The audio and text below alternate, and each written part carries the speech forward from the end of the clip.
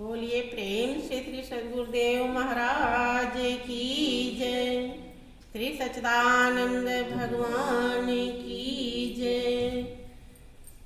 परम पुरुष गुरुदेव जी शाश्वत शांति निधान, बार बार दंडवत करूं सकल सुखों की खान। एकम नित्यम विमल अचलम सर्वधि साक्षी भूतम, भावातीतं निर्गुण रहितं सद्गुरु त्वां नमः। बोलिए प्रेम से श्री सद्गुरुदेव महाराज की जय। श्री सच्चिदानंद भगवान की जय। प्रिय बहनों, महाप्रभु की असीम दया दृष्टि से हम जीवों को सत्संग का महापावन अवसर मिला हुआ है। यही एक ऐसा अवसर है जिसे पा करके, लाभ उठा करके, आत्मसात करके पापी से पापी भी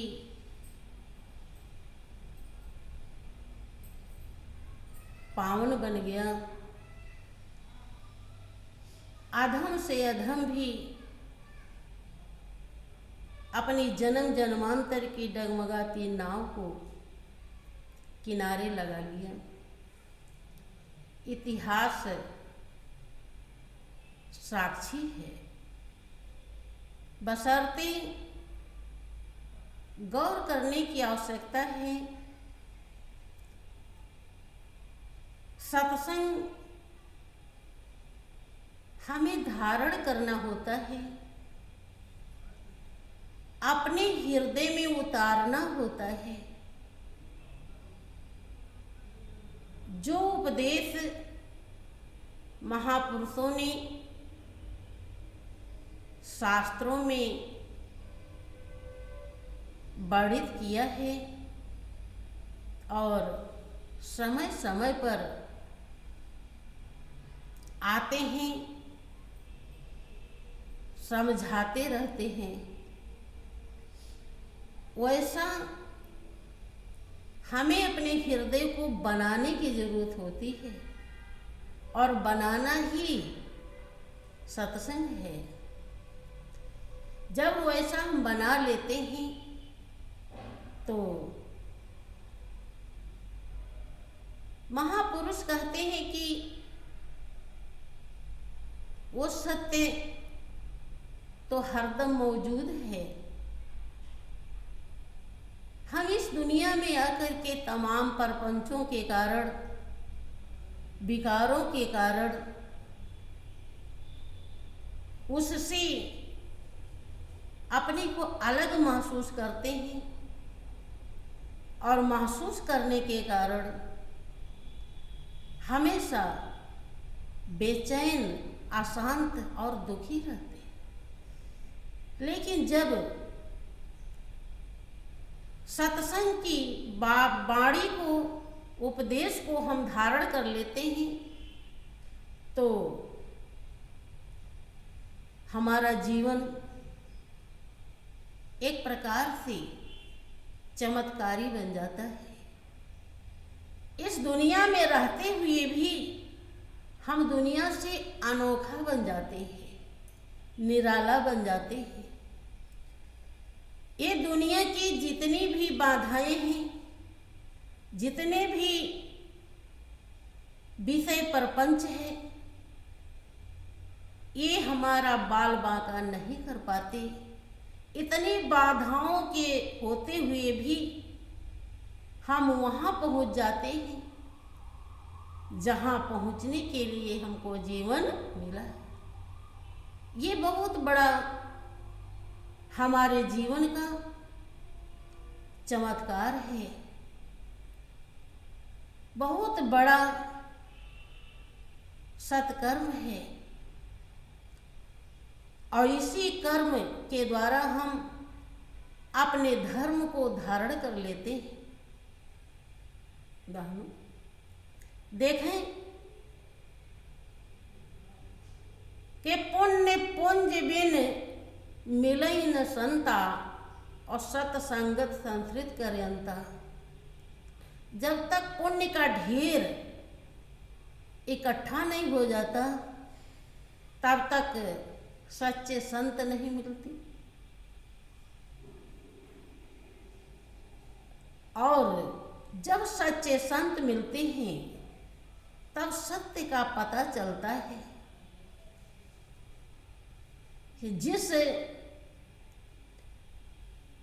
में हम जी रहे हैं रात दिन, ये तो धोखा है,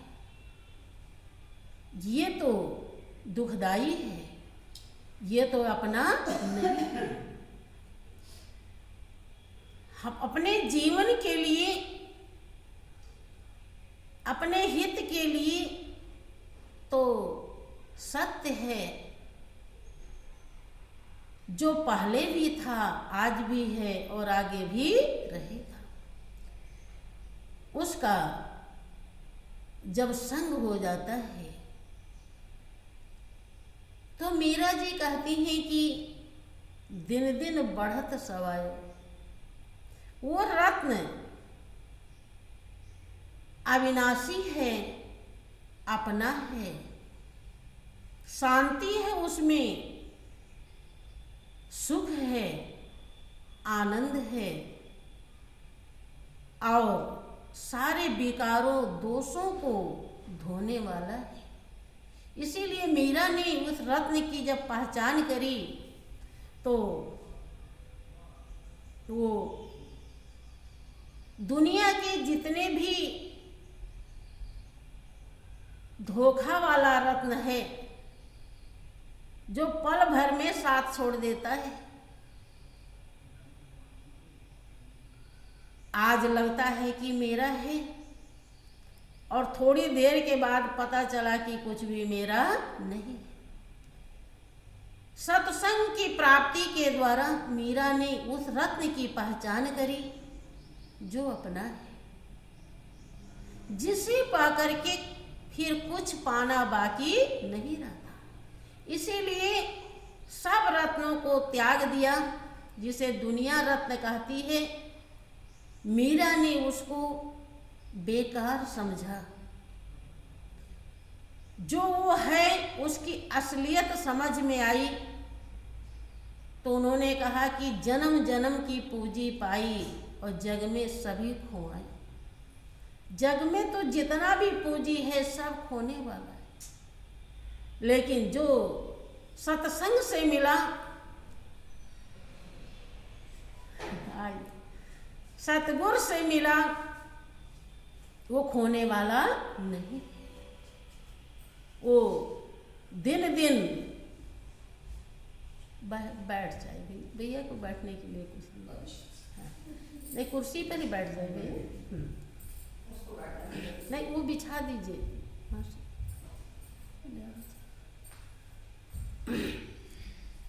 श्री सच्चिदानंद भगवान की जय।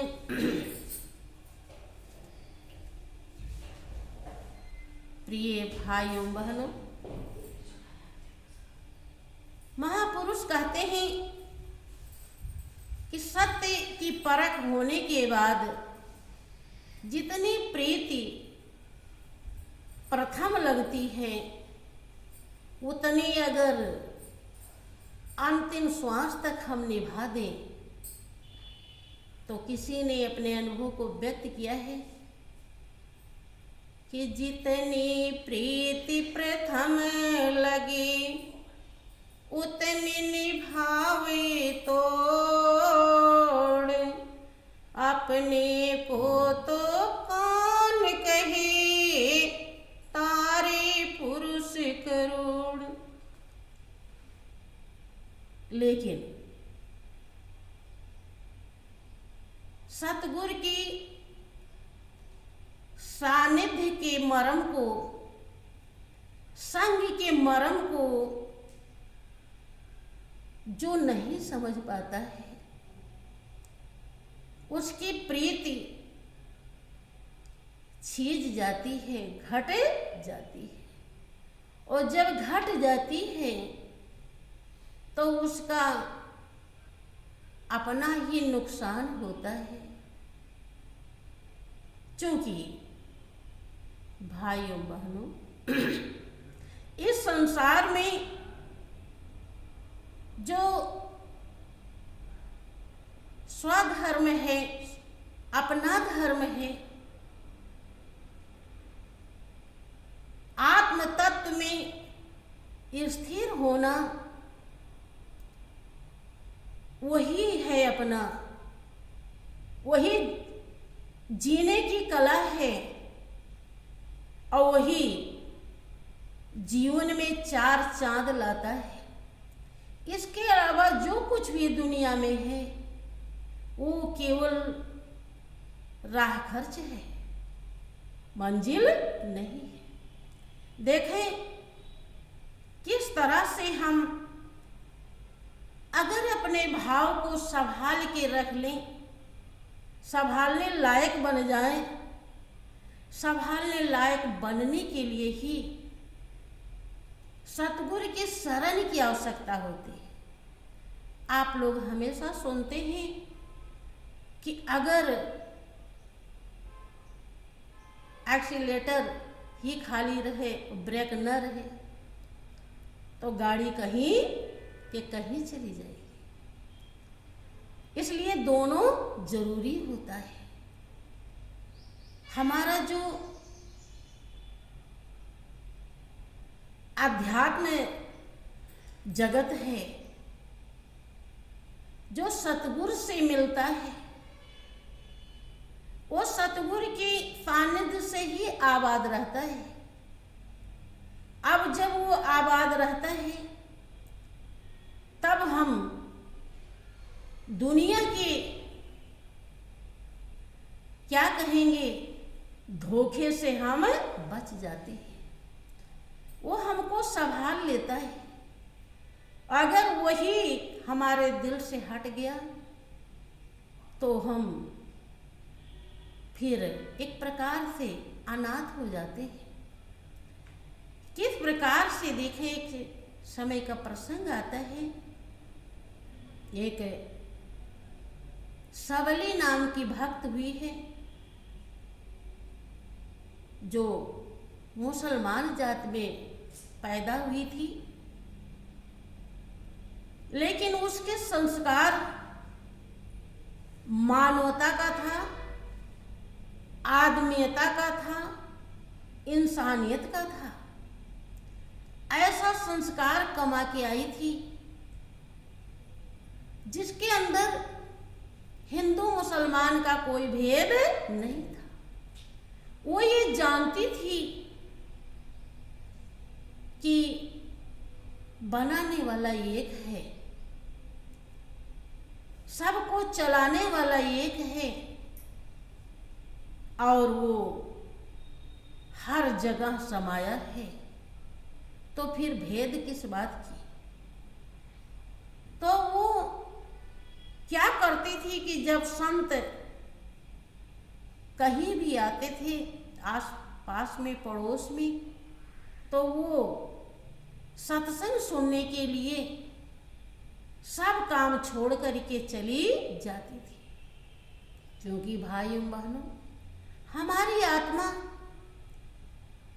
जब सत्संग के दौरान मालिक की महिमा सुनती है, जो उसी की अंश है वही है। जैसे कोई भी इंसान जब अपनी बड़ाई सुन लेता है तो ज्यादातर गदगद ही हो जाता है। हाँ, कोई बिरले होता है कि जो समझता है कि हम कुछ नहीं, ये तो बड़ाई के लायक कोई और है। लेकिन ज्यादातर लोग खुश हो जाते हैं। ऐसे ही अब आत्मा जब अपने ही संतुष्टि की तरीका, रास्ता कहीं से समझ पाती है तो उसके खुशी का ठिकाना नहीं रहता। सबली सुनने के लिए चली जाती थी और वहीं पर भाव विभोर होकर सुनती थी। उसका हमेशा का यही नियम था। उसके पिता इस बात से हैरान थे। वो सोचते थे कि ये मुसलमान है और ये हिंदू के साधु महात्मा के पास क्यों जाते हैं, क्योंकि जब तक हमारे पावन संस्कार नहीं होते तो ये भेद बहुत गहरा होता है। यद्यपि किसी ने कहा कि न हिंदू बनाया न मुसलमान बनाया, भगवान सिर्फ बंदा इंसान बनाया। लेकिन यहाँ पर तो तमाम मजहब है, तमाम बंटवारा है। किस कारण से? जो वो एक है, सर्वस्व है, जब तक सूरज वहाँ नहीं पहुँचती तब तक ये बंटवारा खत्म नहीं होता। सबली संस्कार कमा के आई थी। एक दिन का जिक्र है, उसके पिता तो हमेशा परेशान रहते ही थे, दुखी थे, मारते भी थे, पीटते भी थे, लेकिन उसकी आत्मा का जो आवरण है, मन बुद्धि चित्त अहंकार, वो एक तरफ हो गया था और उस सच्चाई को समझ गई थी, जिसके नाते मार पीट भी सह लेती थी लेकिन वो रुकती नहीं थी।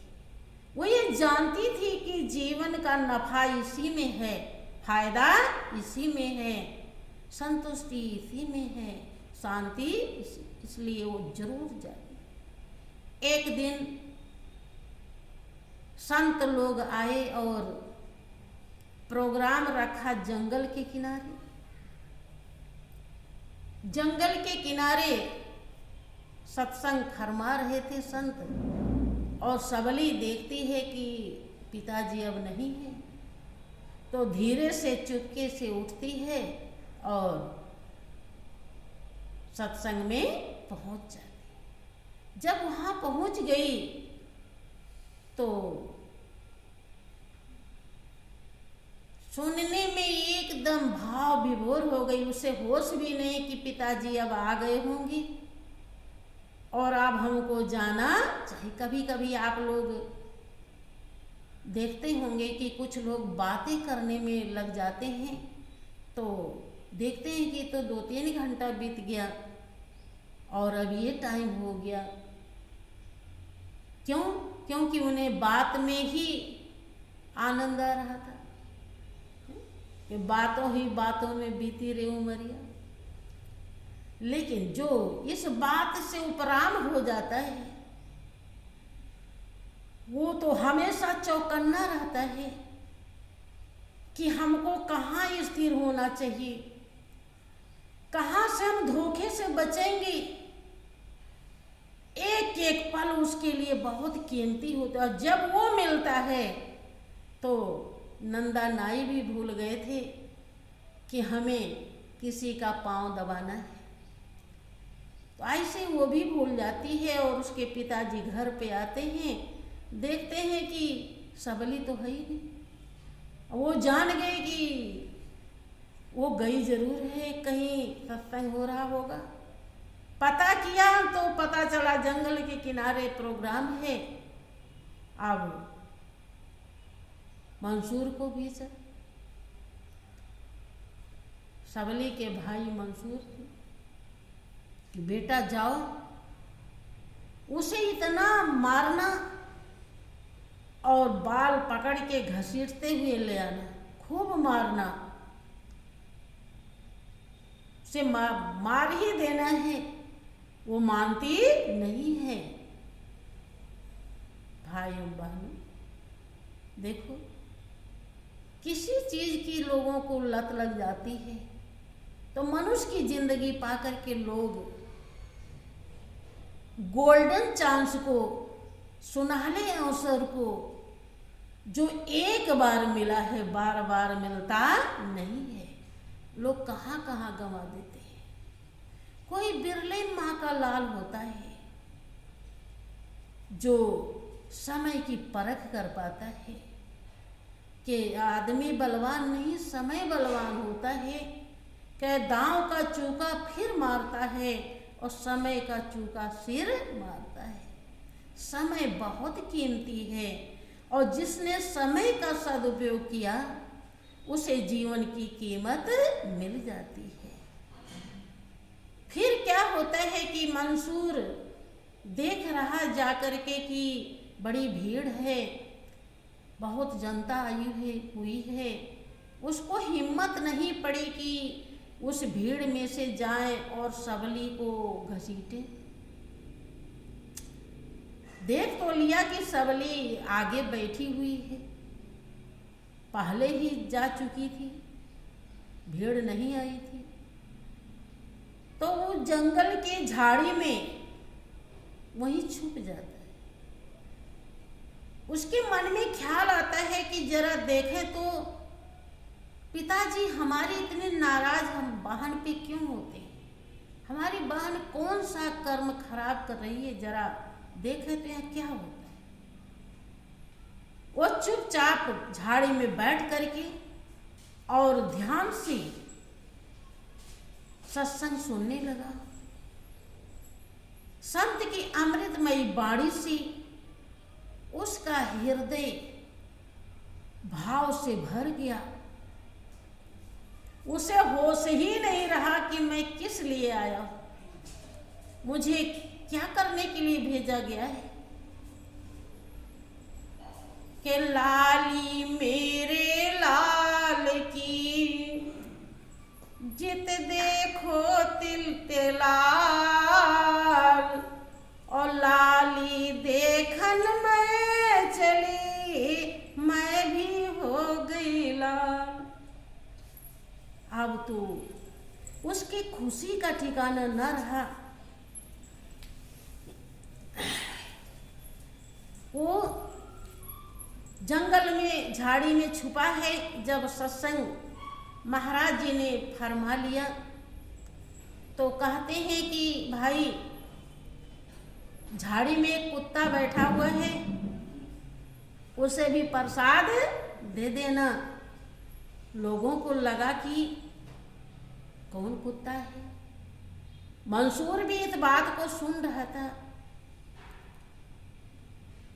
लगा कि तो महाराज तो ऐसे जान गए, हमें तो किसी ने देखा भी नहीं, मैं तो छुप करके बैठा हूँ। तुरंत निकल कर आया और चरणों में अपने सर को रख दिया कि महाराज हमारी बहन तो बहुत भाग्यशाली है, उसके भाग्य तो उदय हो गए लेकिन मेरे तो अभी नहीं हुए। मेरे जीवन को भी जीवन बना दीजिए, आपके बिना ये जीवन अधूरा है। अर्थात संत के चरणों में अपने जीवन को रख देता है, शरणागत हो जाता है। और जिक्र आता है कि वो घसीट कर कौन कहे ले जाने को, और वो खुद ही उसी सत्संग भजन में मगन रहने लगा। और अंत में वो भी फकीर का दामन पकड़ता है और मंसूर बहुत अच्छे फकीर बन जाते हैं। यहाँ तक कि उन्हें सूली की सजा दी गई थी, लेकिन जो सत्य का लाभ है, सत्य का चमत्कार है, सत्य का अनुभव है, सत्य का आनंद है, वो सूली से भी ज़्यादा कीमती रहा, जिसके लिए उन्होंने सूली की सजा सहर्ष स्वीकार की। तो भाइयों बहनों, इस संसार में एक ही रागमाला है जो हमारे लायक है, जो सतगुर से मिलता है, वही गाने के लिए हम आए हैं। इसके अलावा सब 2 रोटी तक ही सीमित रहता है, और रोटी पेट तक सीमित रहती, और पेट एक दिन राख बन जाता है। 5 तत्व की शरीर है, 5 तत्वों में मिल जाती है। हाँ, ये कही अविनाशी है, जो पहले भी था, आज भी है और आगे भी रहेगा। उसके लिए ऐसे ही लगन की जरूरत है। जिनको उस सच्चाई का बोध है, वो इस दुनिया में कभी गाफिल न रहें, अपने होश को संभालें, क्योंकि ना हमारे साथ कोई आया है और ना जाएगा। गर्भ का कष्ट भी हमने ही सहा है, और मृत्यु का कष्ट भी हम ही सहेंगे, और अपने कर्मों का फल भी हम ही भोगेंगे। इसलिए कभी भी आए मानो हमें धोखे में अपने जीवन को बर्बाद नहीं करना चाहिए। तो बोलिए प्रेम से श्री सच्चिदानंद भगवान की।